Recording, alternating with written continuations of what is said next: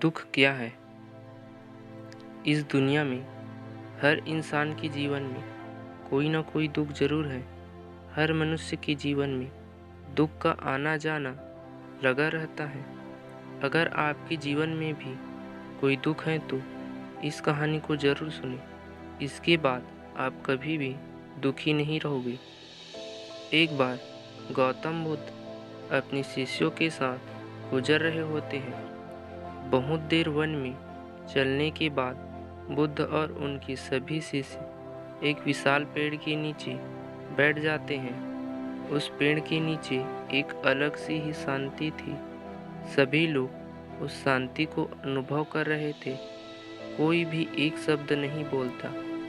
कुछ देर बीतने के बाद गौतम बुद्ध का एक शिष्य उठता है और बुद्ध से पूछता है, बुद्ध, मैं आपसे एक प्रश्न पूछना चाहता हूँ। बुद्ध कहते हैं, पूछो, क्या प्रश्न है तुम्हारा? शिष्य बुद्ध से पूछता है, मैंने कभी भी आपको दुखी नहीं देखा। आपके चेहरे पर हर समय एक अलग ही मुस्कुराहट रहती है, हमें भीतर तक आनंद से भर देती है। आपके चेहरे पर अलग ही चमक है जो हमें दुख से कोसों दूर कर देती है। पर मैं यह जानना चाहता हूँ कि मेरे भिक्षु बनने से पहले मेरे जीवन में बहुत सारा दुख था, जिसके कारण मैं भिक्षु बन गया। पर मैं अभी तक नहीं जान पाया हूँ कि दुख है क्या।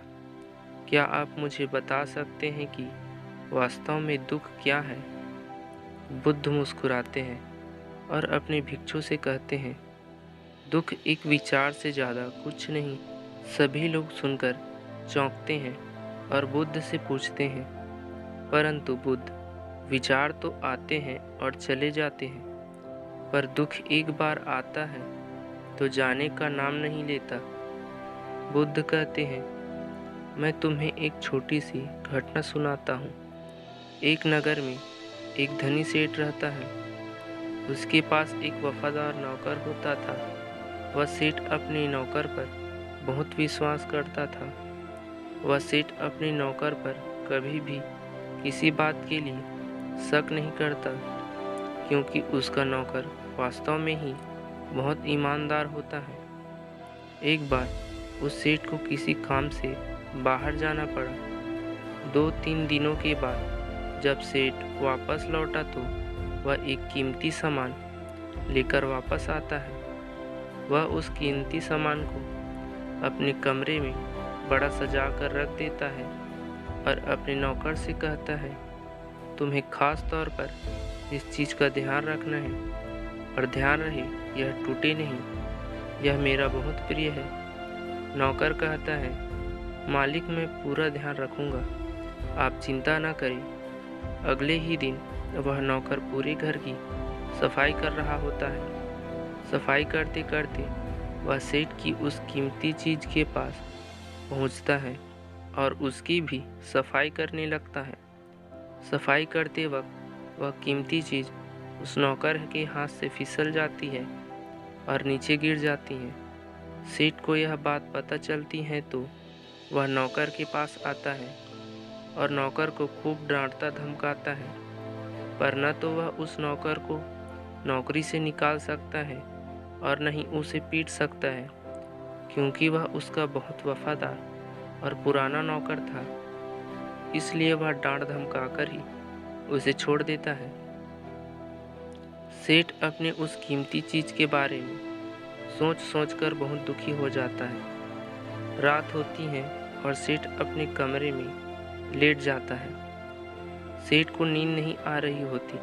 वह बहुत बेचैन होता है। बेचैनी के कारण सेठ अपने कमरे से बाहर निकलता है और देखता है कि उसका नौकर निश्चिंत के साथ खर्राटे ले लेकर सो रहा था।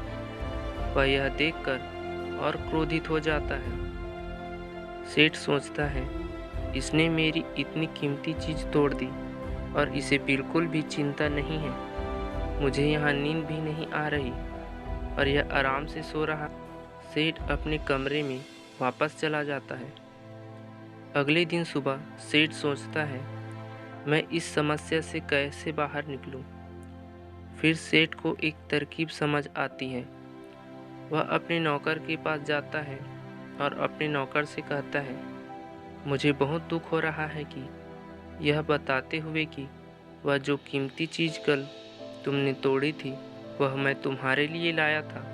मैं चाहता था कि मैं उसे तुम्हें उपहार में दूं, परंतु क्या कर सकते हैं, अब तो वह टूट गई है। सेठ की बातें सुनकर नौकर को धक्का लगा। नौकर सोचता है, वे इतनी कीमती और महंगी चीज़ मेरे लिए थे और वे मुझसे ही टूट गई। फिर क्या?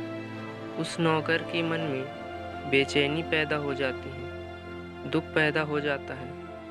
रात होती है और सेठ आराम से सोता है और वहाँ नौकर बेचैन रहता है। उसे नींद नहीं आती। क्यों नींद नहीं आती? क्योंकि अब उस नौकर ने उस सेठ की उस कीमती चीज़ को अपने आप से जोड़ लिया, इसलिए वह दुखी हो रहा था। पहले उस नौकर के मन में यह विचार नहीं था कि वह कीमती चीज़ मेरी है, पर अब उसके मन में यह विचार है कि अगर वह कीमती चीज़ न टूटती तो वे मेरी होती। बुद्ध कहते हैं, दुख केवल एक विचार है। और यह विचार कैसे उत्पन्न होता है? अपने आप को किसी चीज़ से जोड़ने से। हम जिस भी चीज़ को अपने आप से जोड़ देते हैं वह चीज़ हमारे दुख का कारण बनती है। लेकिन वास्तविकता तो यह है कि कोई भी चीज़ हमसे जुड़ नहीं सकती। हर चीज़ आपके पास है, आपकी ही है, पर कुछ समय के लिए। कुछ समय के बाद वह आपसे दूर हो जाएगी।